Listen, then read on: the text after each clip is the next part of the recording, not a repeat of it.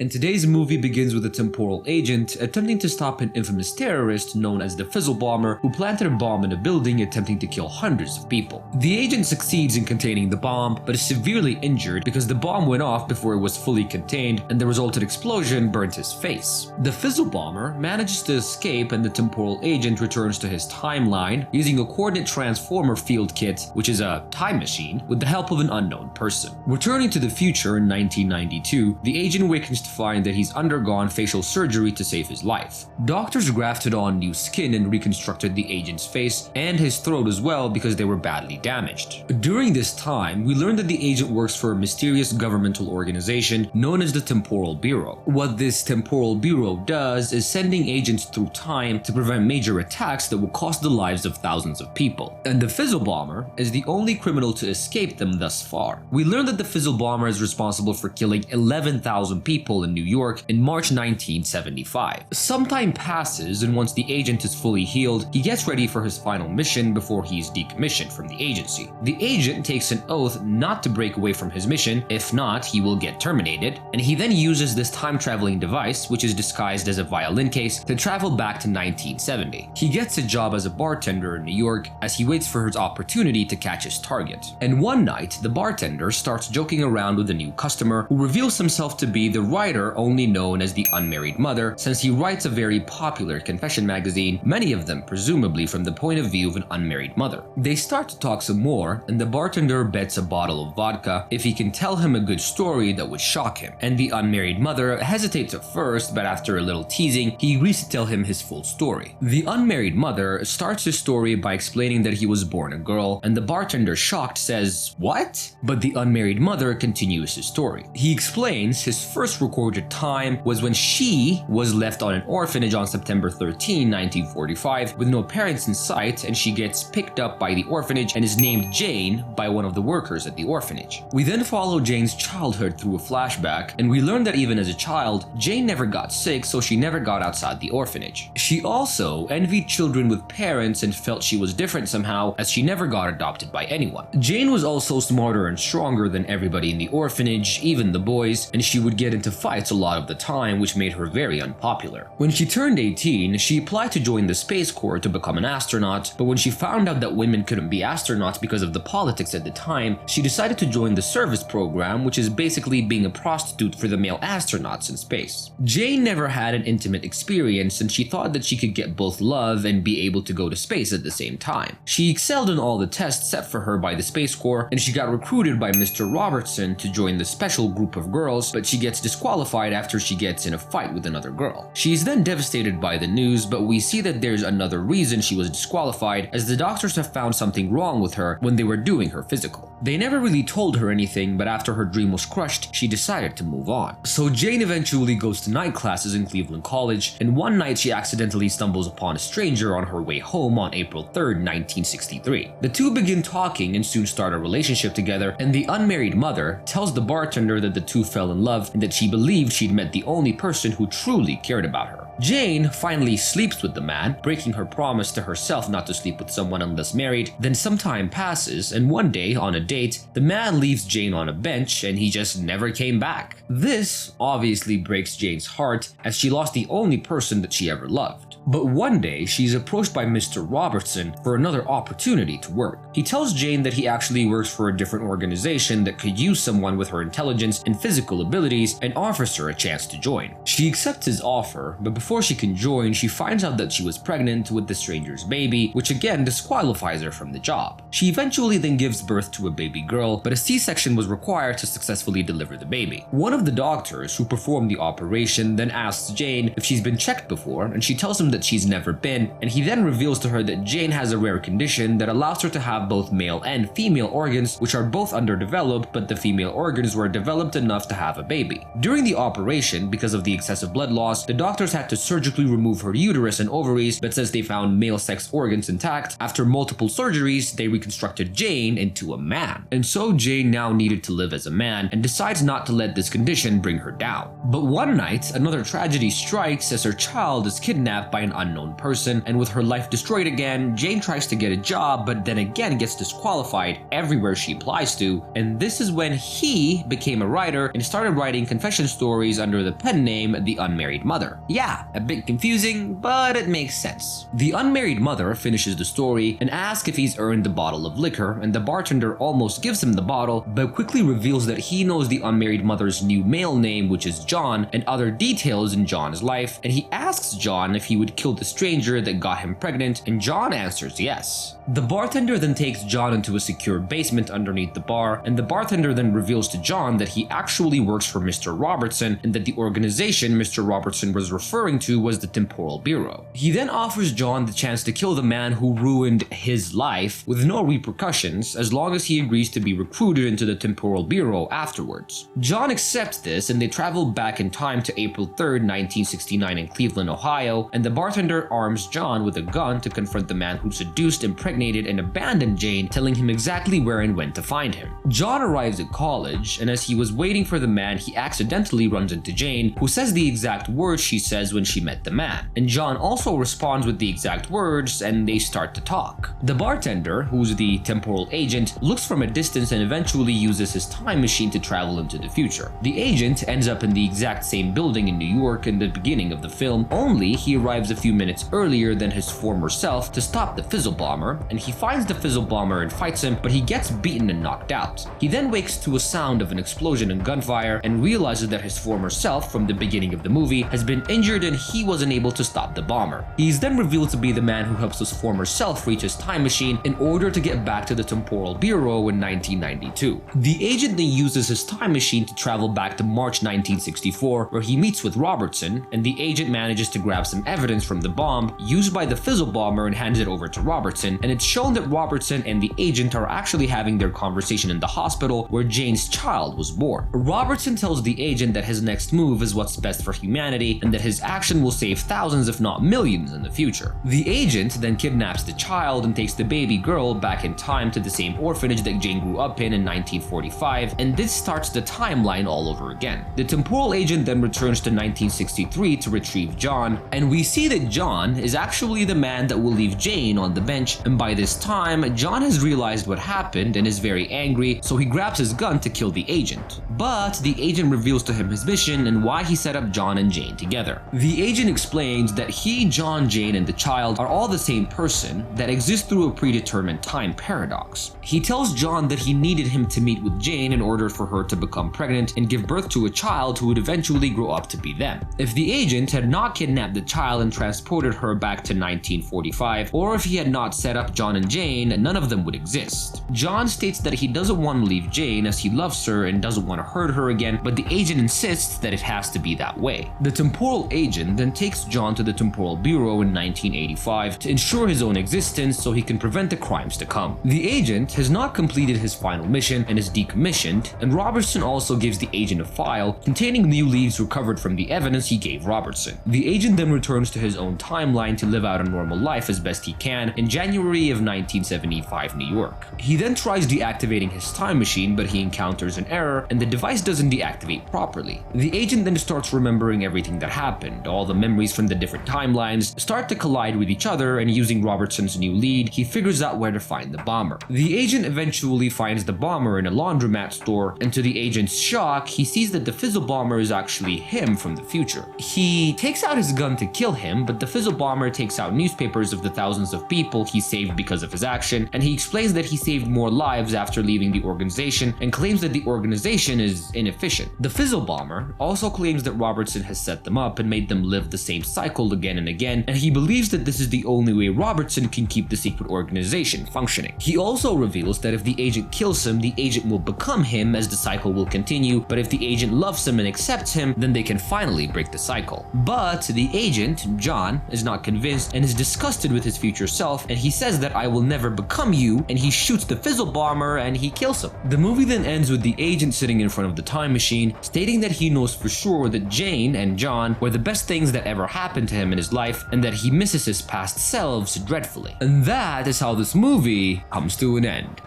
I hope you guys enjoyed this recap. Make sure to leave me a like, leave a comment, and most of all, subscribe to my channel. I love you guys so much, and I promise to see you on my next recap.